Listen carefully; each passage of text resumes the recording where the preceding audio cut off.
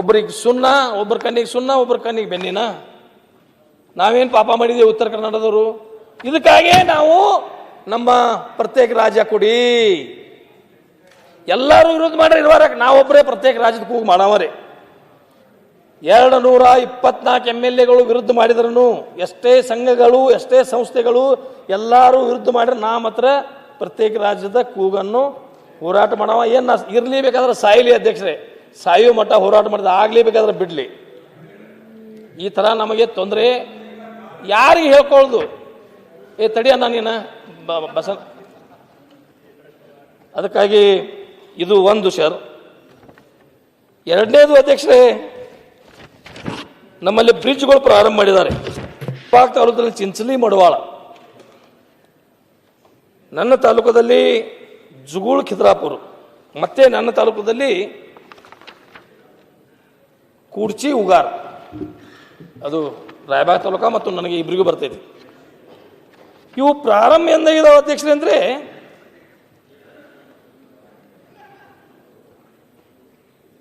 2005ರಲ್ಲಿ ಅಧ್ಯಕ್ಷರೇ. ಇನ್ನೂ ಏನಲ್ಲಿ ಇಲ್ಲ, ಒಂದು ದಿವಸ ನದಿಯಲ್ಲಿ 4 ಪಿಲ್ಲರ್ಗಳನ್ನು ಏರಿಸಿ ಮ್ಯಾಗ ಸ್ಲ್ಯಾಪ್ ಹೋಗುತ್ತಾರೆ ಅಧ್ಯಕ್ಷರೇ. ಆ ಕಡೆ ಈ ಕಡೆ ಜನಸಂಪರ್ಕ ಮಾಡಲಿಕ್ಕೆ ಆಗ್ತಾನೆ ಇಲ್ಲ. ಇವರು ನಮ್ಮಲ್ಲಿ ಇಲ್ಲೇ ನಮ್ಮ ಬಾಲಕೃಷ್ಣ ಅವರೇ ಅಧ್ಯಕ್ಷರದಾರ ಅಧ್ಯಕ್ಷರೇ. ಅವ್ರನ್ನ ಕೇಳಿ ಅವ್ರನ್ನ ಕರ್ಕೊಂಡು ಹೋಗಿದ್ದೀವಿ ಸರ್. ಐವಳಿಗೂ ಗೊತ್ತೈತಿ, ನಾವೊಮ್ಮೆ ಕರ್ಕೊಂಡು ಹೋಗಿ ಅಲ್ಲೆಲ್ಲ 3 ಬ್ರಿಡ್ಜ್ಗಳನ್ನ, 3 ಬ್ರಿಡ್ಜ್ ಒಬ್ಬೇ ಕಾಂಟ್ರಾಕ್ಟರ್ ಕೊಟ್ಟಿದ್ದಾರೆ ಸರ್. ಅವಾಗ 100 ಕೋಟಿಗೇನೋ ಕೊಟ್ಟಿದ್ದಾರೆ 5ರಲ್ಲಿ. ಈಗ ಅದು ಹೆಚ್ಚಿಗೆ ಅದರ ಅಮೌಂಟ್ ಆಗಿ ಅವ ಹೆಚ್ಚಿಗೆ ಬೇಡ್ತಾ ಇದ್ದಾನೆ, ಅದು ಕೊಡ್ತಾ ಇದ್ದಿಲ್ಲ. ಇವ್ರನ್ನೆಲ್ಲ ಕರ್ಕೊಂಡು ಹೋಗಿ ತೋರಿಸಿ, ಇಲ್ಲ ನಾನು ಮಾತಾಡ್ತೀನಿ, ನೋಡ್ತೀನಿ, ಇದನ್ನು ತುರ್ತುವಾಗಿ ಎಲ್ಲ ಒಮ್ಮೆ ಸಭೆ ಕರಿತೀನಿ ಬೆಂಗಳೂರಲ್ಲಿ, ಮತ್ತು ಇವು ಇಂಪಾರ್ಟೆಂಟ್ ಬ್ರಿಡ್ಜ್ಗಳನ್ನ ಮಾಡಲಿಕ್ಕೆ ತುರ್ತುವಾಗಿ ಹಣ ಬಿಡುಗಡೆ ಮಾಡ್ತೀನಿ ಅಂತ ಅಂದ್ರೆ. ಆಮೇಲೆ ಈಗ ಕೇಳಿದ್ರೆ ಈಗೇನು ಹೇಳ್ತಾ ಇದ್ದಾರೆ ನಮ್ಮ ಚೇರ್ಮನ್ರ ಬಾಲಕೃಷ್ಣ,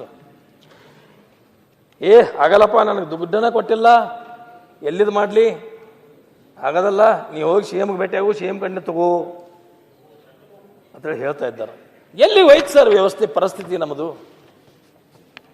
ಎಲ್ಲಿ ಹೋಯ್ತು? ನಮ್ಮ ಯಾವಾಗ ಮುಗಿಯು ಕಾಮಗಾರಿ?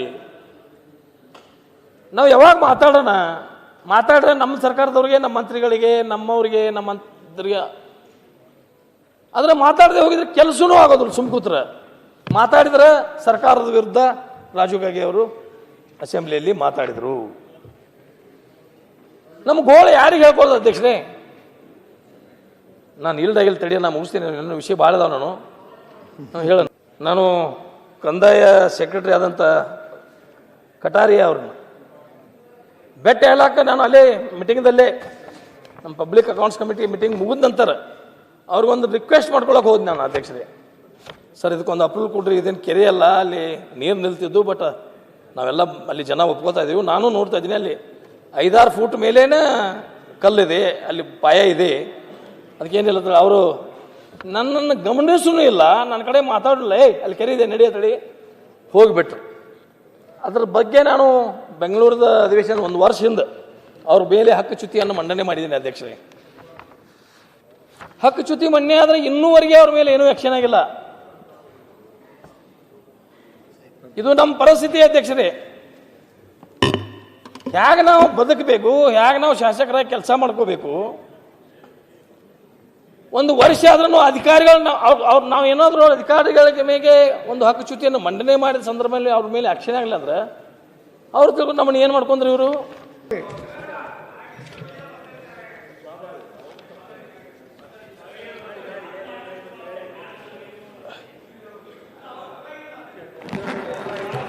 ನಾವು ಬಿಜೆಪಿಯವರು ಹೇಳಿದರೆ ರಾಜಕೀಯ. ಈಗ ಅಧ್ಯಕ್ಷರೇ,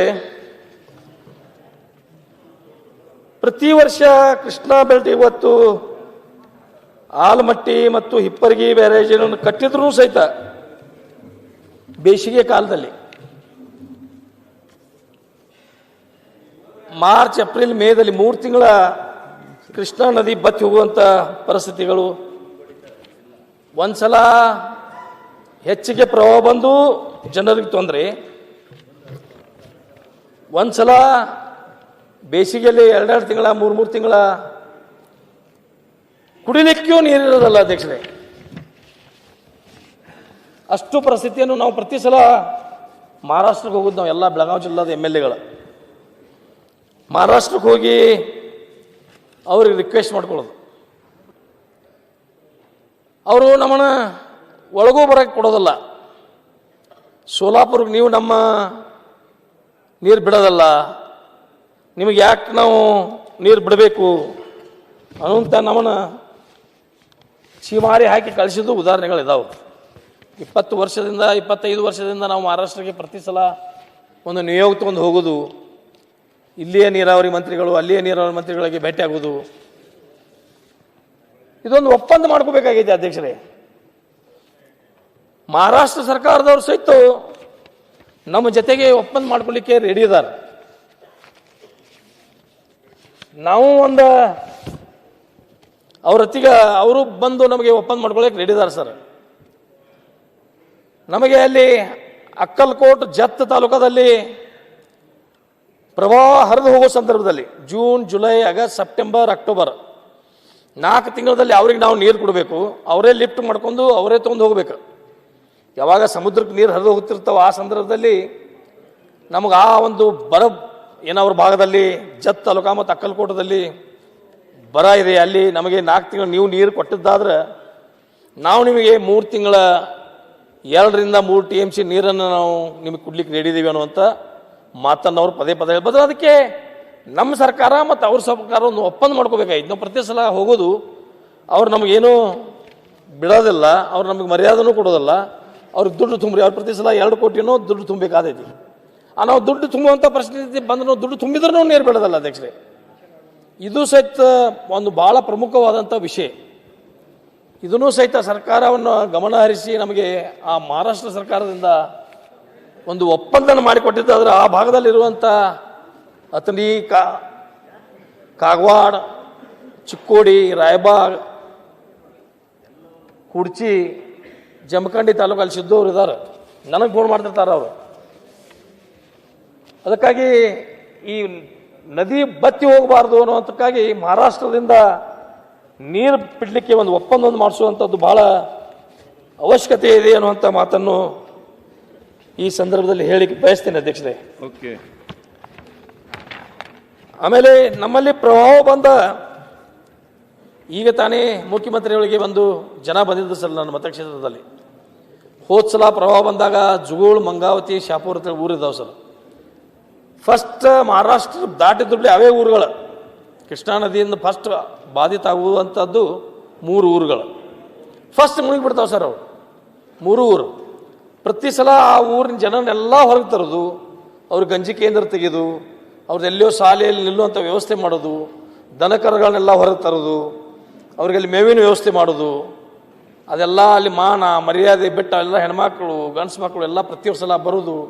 ಮತ್ತು ಅವರು ಪ್ರವಾಹ ಇಳಿದು ಹೋದ ಬಳಿಕ ಅಲ್ಲಿ ಸ್ವಚ್ಛ ಮಾಡಲಿಕ್ಕೆ ಗಬ್ಬು ವಾಸನೆ ಎದ್ದಿರ್ತೀವಿ ಸರ್. ಅಲ್ಲಿ ಜನ, ಕನ, ನಾಯಿಗಳು, ಹಂದಿಗಳು ಸತ್ತಿರ್ತಾವೆ.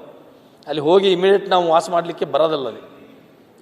ಅದಕ್ಕೆ ಆ ಪ್ರವಾಹ ಬಂದ ಸಂದರ್ಭದಲ್ಲಿ ಈ ಊರುಗಳನ್ನ ಶಿಫ್ಟ್ ಮಾಡಬೇಕು ಅನ್ನೋಂಥ ಆ ಜುಗೂಳ್, ಮಂಗಾವತಿ, ಶಾಪುರ ಜನರು ಭಾಳ ದಿವಸದಿಂದ ಬೇಡಿಕೆ.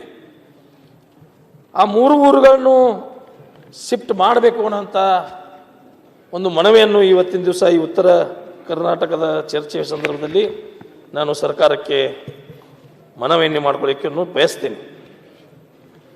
ಇವತ್ತು ನಮ್ಮಲ್ಲಿಯೂ ಸಹಿತ ತಾಲೂಕಾಗಿ ಸರ್, ಕಾಗವಾಡ ನನ್ನ ತಾಲೂಕ. ನಮಗೂ ಸಹಿತ ಕಾಗವಾಡದಲ್ಲಿ ಆರೋಗ್ಯ ಕೇಂದ್ರವನ್ನು 100 ಹಾಸಿಗೆ ಬೆಡ್ ಆಸ್ಪತ್ರೆಗೆ ಉನ್ನತೀಕರಣ ಮಾಡಬೇಕು ಅನ್ನೋಂಥ ವಿನಂತಿಯನ್ನು ಮಾಡಿ. ಮತ್ತೊಂದು ಏನಾಗಿದೆ ಸರ್ ಅಧ್ಯಕ್ಷರೇ, ನಮ್ಮಲ್ಲಿ ಹೆರಿಗೆಗಳೇ ಹೆಚ್ಚಿಗೆ ಆಗಿಲ್ಲ. 30ಕ್ಕಿಂತ ಎಲ್ಲಿ ಹೆರಿಗೆಗಳು ಹೆಚ್ಚಾಗಿಲ್ಲ ಯಾವ ಆರೋಗ್ಯ ಕೇಂದ್ರಗಳಲ್ಲಿ. ಅದನ್ನು ಡಿಲೀಟ್ ಮಾಡಿ ಅದೇನು ಆ್ಯಕ್ಚುಲಿ ಅದನ್ನೆಲ್ಲ ಬೇರೆ ಕಡೆ ಡೈವರ್ಟ್ ಮಾಡ್ತಾ ಇದ್ದಾರೆ. ಮುಂಜಾನೆಯೂ ಚರ್ಚೆ ಆಯಿತು ಅಧ್ಯಕ್ಷತೆಯಲ್ಲಿ. ಅದಕ್ಕಾಗಿ ತಾಲೂಕಾ ಆರೋಗ್ಯ ಕೇಂದ್ರದಲ್ಲಿ ಆದ್ರೂ ಹೆಚ್ಚಿಗೆ ಫೆಸಿಲಿಟಿ ಇಟ್ಕೊಂಡು ನಾನು ಉನ್ನತೀಕರಣ ಮಾಡಿ ಅಪ್ಗ್ರೇಡ್ ಮಾಡಿ ಆ ತಾಲೂಕಾ ಹೆಡ್ ಕ್ವಾರ್ಟರ್ದಲ್ಲಿರುವಂಥ ಆಸ್ಪತ್ರೆಗಳಿಗೆ ಹೆಚ್ಚಿಗೆ ಒತ್ತು ಕೊಡಬೇಕು ಅನ್ನುವಂಥ ಬೇಡಿಕೆಯನ್ನು ನಂದು ಈ ಸಂದರ್ಭದಲ್ಲಿ ಸರ್ಕಾರಕ್ಕೆ ಒತ್ತಾಯವನ್ನು ಮಾಡ್ತಾ ಇದ್ದೀನಿ ಅಧ್ಯಕ್ಷರೇ. ಜೊತೆಗೆ ಶಿಕ್ಷಣ ಕ್ಷೇತ್ರದಲ್ಲಿ ಇನ್ನೂ ಹೈಸ್ಕೂಲುಗಳು, ನಮ್ಮಲ್ಲಿ ಕಾಲೇಜುಗಳು ಹೆಚ್ಚಿಗೆ ಬೇಡಿಕೆಗಳಿದಾವೆ, ಶಿಕ್ಷಕರ ಕೊರತೆ, ಇವೆಲ್ಲ ಭಾಳ ಉತ್ತರ ಕರ್ನಾಟಕದಲ್ಲಿ ಇನ್ನೂ ಭಾಳ ಹಿಂದುಳಿದಿದ್ದೀವಿ ಅಧ್ಯಕ್ಷರೇ. ಇವತ್ತೆಲ್ಲ ಸಹಿತ ಜೊತೆಗೆ ನಮಗೆ ಆಗಿ ಮತ್ತೆ ಅದನ್ನ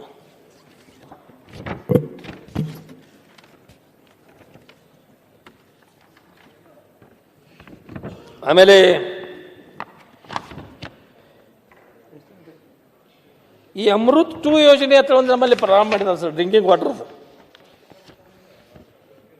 ಅಮೃತ್ 2 ಯೋಜನೆ ಜಾಕ್ವೇಲ್ಕಲ್ಲಿ ಅಧ್ಯಕ್ಷರೇ, ಜಾಕ್ವೇಲ್ ಕಟ್ಟಲಿಕ್ಕೆ ಅಲ್ಲಿ ಕಾಗವಾಡದಲ್ಲಿ ಪ್ರೈವೇಟ್ ಲ್ಯಾಂಡ್ ತಗೋಲಿಕ್ಕೆ ನಮಗೆ 27 ಲಕ್ಷ ರೂಪಾಯಿ ಎಕರೆಗೆ ಕೊಡ್ತೀವಿ ಅಂತ ಹೇಳ್ತಾ ಇದ್ದಾರೆ ಅಧ್ಯಕ್ಷರೇ. ಅಲ್ಲೇ ಪಕ್ಕದಲ್ಲಿ ರಾಯಬಾಗ್ ತಾಲೂಕದಲ್ಲಿ ಕೆಮ್ಲಾಪುರ ಅಂತ ಒಂದು ಊರಿದೆ ಅಧ್ಯಕ್ಷರೇ. ಕೆಮ್ಲಾಪುರದಲ್ಲಿ ಸೇಮ್ ಜಮೀನು, ಸೇಮ್ ನದಿ, ಅಲ್ಲಿ ಅಕ್ವಿಷನ್ ಮಾಡ್ಕೊಂಡು ಹೋಗಿದ್ದಾರೆ 52 ಲಕ್ಷಕ್ಕೆ ಜಾಕ್ವೆಲ್ ಕಟ್ಟಲಿಕ್ಕೆ. ನಮಗೆ 27 ಲಕ್ಷ ರೂಪಾಯಿ ಕೊಡ್ತೀನಿ ಅಂದ್ರೆ ಅಲ್ಲಿ ಹೆಂಗೆ ರೈತರು ಒಪ್ಕೋತಾರು? 52 ಲಕ್ಷ, ಒಂದೇ ನದಿ, ಒಂದೇ ಜಮೀನ, ಒಂದೇ ಮಣ್ಣು, ಒಂದೇ ಜಿಲ್ಲೆಯಲ್ಲಿ, ಒಂದೇ ತಾಲೂಕು, ಪಕ್ಕದ ತಾಲೂಕದಲ್ಲಿ ಒಂದು ಕಡೆ 52 ಲಕ್ಷ ಕೊಟ್ಟಿದ್ದಾರೆ, ನಮಗೆ 27 ಲಕ್ಷ ಮಾತ್ರ ಕೊಡ್ತೇನೆ ಅಂದ್ರೆ ಅಲ್ಲಿ ಹೆಂಗೆ ರೈತರಿಗೆ ಆ ಅಮೃತ ಯೋಜನೆ, ಆ ನೀರು ಕುಡಿ ನೀರಿನ ಯೋಜನೆ ಹೆಂಗೆ ಪೂರ್ತಿ ಆಗೋದು? ಮೇನ್ ಎಲ್ಲಿ ನಾವು ಪಂಪೋಸ್ ಕುಣಿಸಿ ನೀರು ಲಿಫ್ಟ್ ಮಾಡ್ತಾ ಇದ್ದೀವಿ, ಅಲ್ಲೇ ನಮಗೆ ತೊಂದರೆ ಬಂದರೆ ಮುಂದಿನ ಊರುಗಳಿಗೆ 10-20 ಕಿಲೋಮೀಟರ್ ನೀರು ಒಯ್ಯೋದು ಹೇಗೆ?